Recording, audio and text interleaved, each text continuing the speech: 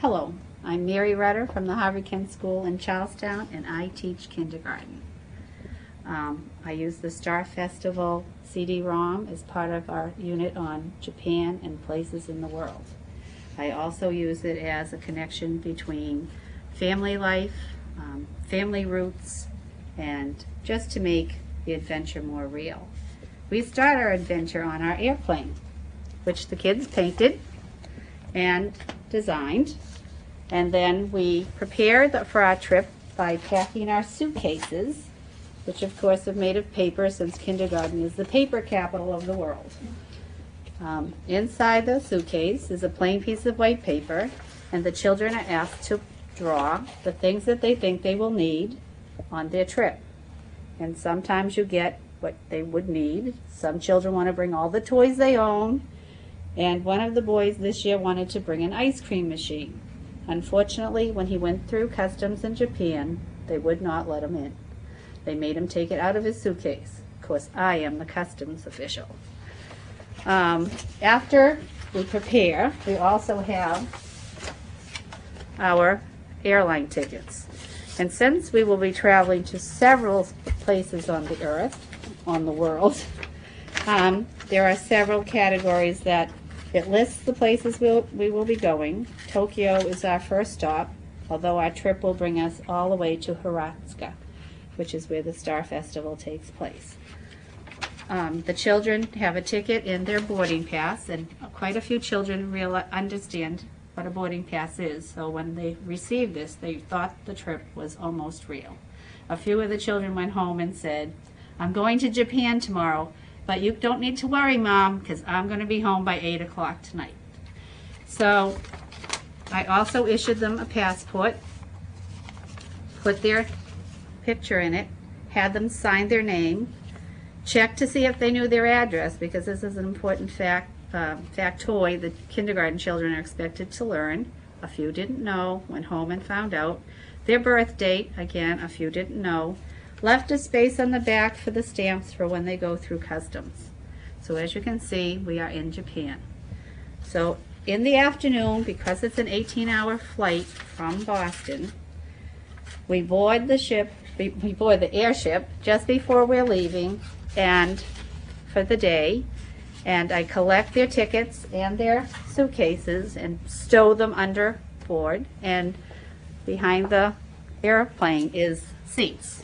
And they sit in rows, just as they would in an airplane, and they say, when are we going to be in Japan? And I will tell them, you have to go home tonight, go to bed in your own bed, and when you come back in the morning, we will be almost in Japan. So they come in the following morning, and when they came in, the Japanese house is up. So we'll talk about that in a few minutes. Before we start our trip, I want the children to know where in the world they are and where they've come from. So we make a big mural map, which they help paint. Of course, you will notice that some of the continents aren't quite correct, because when they get the paint in their hand, they tend to start painting areas that should be water and end up to be land, and land that should be water, or land that ends up to be water. So, but it has a general feeling for it. And I send home a questionnaire asking the parents, because most of the children in the class come from other countries. In fact, just about everybody in America comes from another country if you trace back far enough. And they are asked just to write the child's name, and if you have, I mentioned mom, dad, grandparents, what countries they come from. And when they come in, I've already used the same pictures that we have on the passports to make a little card, which we'll mount on our map with a line that will go from the girl's name or boy's name to Boston to wherever they came from. So the children will actually be able to see where in the world their family came from. And it's quite interesting, and they become very proud. In fact, the parents came in when they saw the map up and said, "Oh, this is where I come from." So they didn't know I was going to ask them the question. So I think they'll really be thrilled when they see their kids up with the name connected. I think it's just important because it gives them a sense of, where they came from. And it also sort of gives value to their background. It was interesting that I sent home, because we will be doing this paper, and we will be doing a family tree, but I didn't ask for a family tree. One of the kids came back with it all written on the back of the paper. So I thought, this is perfect, because when we start looking at Shigeru's family tree and we start doing our own, here Juan has his all done. Only we'll probably do it on a bigger piece of drawing paper so you can see it. And I'll have him script the words. So I think that it's interesting the things you come out with and the things that come out of the study. Because I want to go to Hiratsuka, because part of our adventure in Japan is the big festival. And what we will be doing as we travel with Shigeru through the different points, going to the train station, or from the train station on the bus, looking to see how it's the same as what they're used to or how it's different from what they know. They were thrilled to see the subway station, the train station, because they noticed right away it didn't look like a train station that they are familiar with. And they could see the little shops in the background. So they were, wow, that's really pretty. So I think that's interesting that now they're thinking of what they know and they're learning something different. I'm going to bring you over to our house.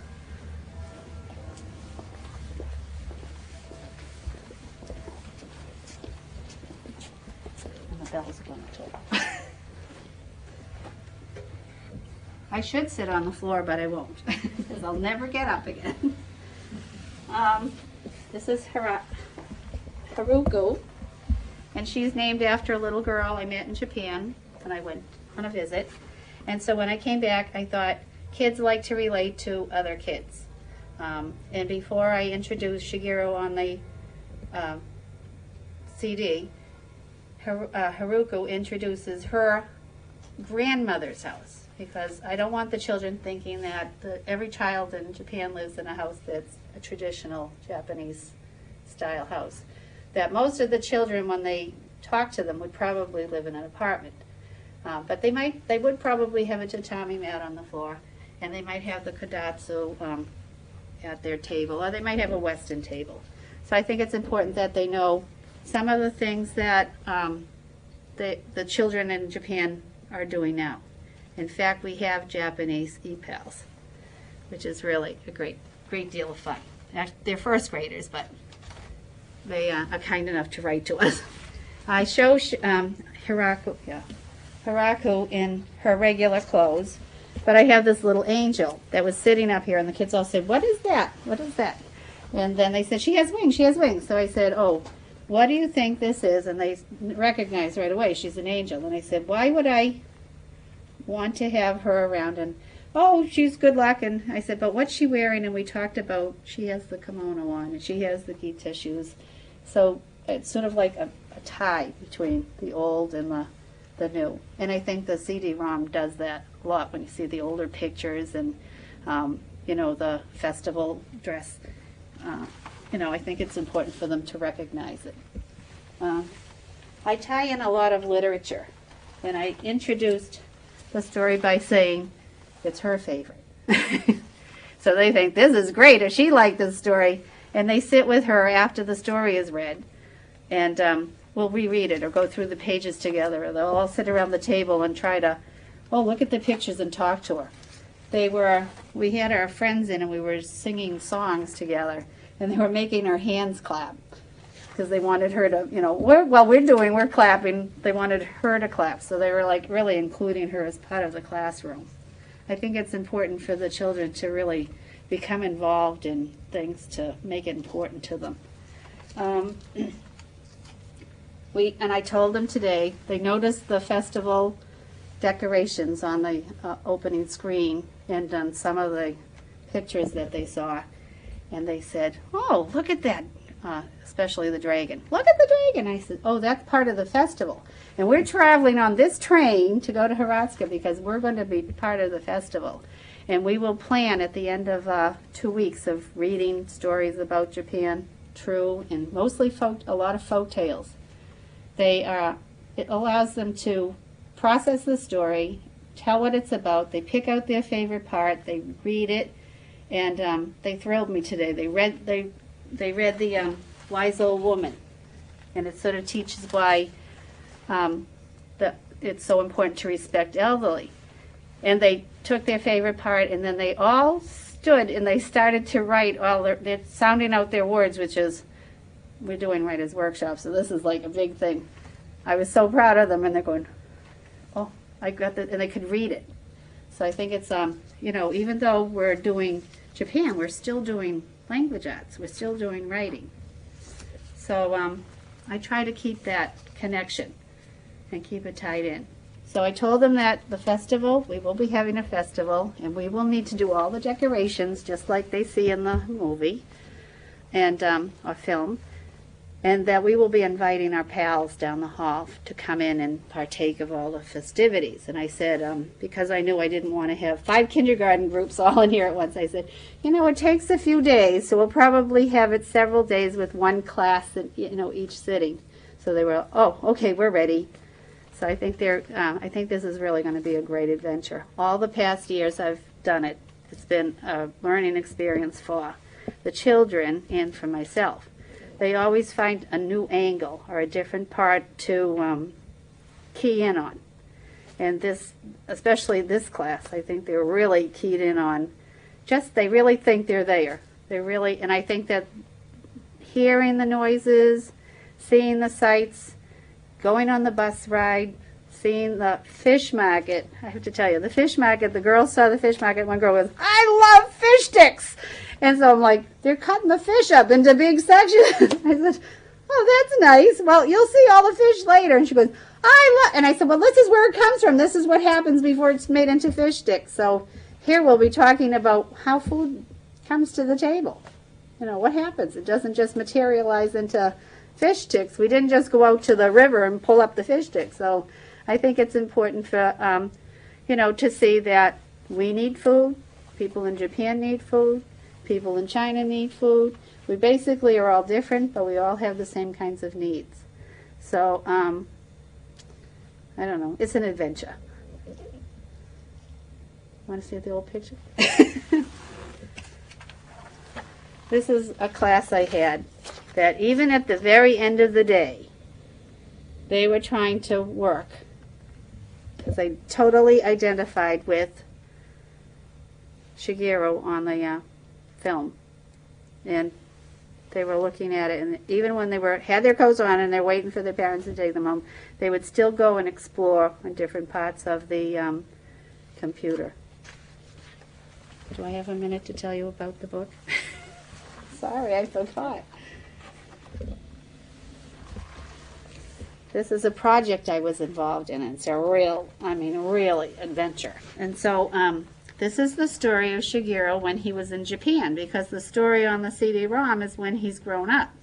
So this takes all the information from the CD-ROM and makes it into a story that a teacher or a parent or a librarian could read to the children.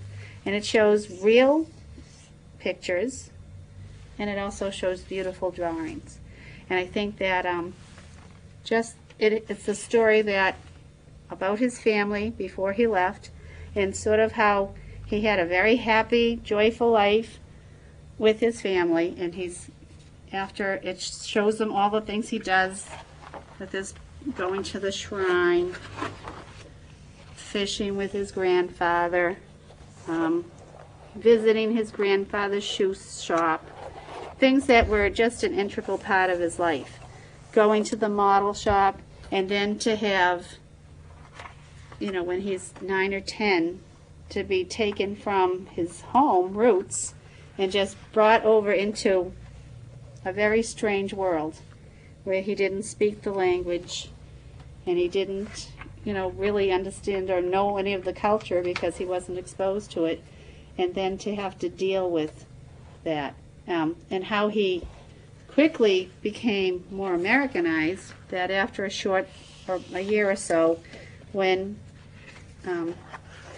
he found out that a letter he had sent to his grandfather was totally in English, and his grandfather couldn't read it, and he hadn't even realized that he had done that. So I think a lot of the children I have bilingual children, and a lot of them have, you know, 2 languages or even 3 languages. And I think this sort of really, they understand that maybe sometimes I say things to them, they don't quite understand what it is because it's not familiar to them. But this sort of connects to their own life. And I think that when you see Shigeru going back into Hiratsuka and visiting the old haunts that he went to and looking at the old photographs, you can see, you know, how much he changed and how much he grew and how he would have that feeling he's not quite sure which culture he belongs to. And maybe that's how a lot of our children feel.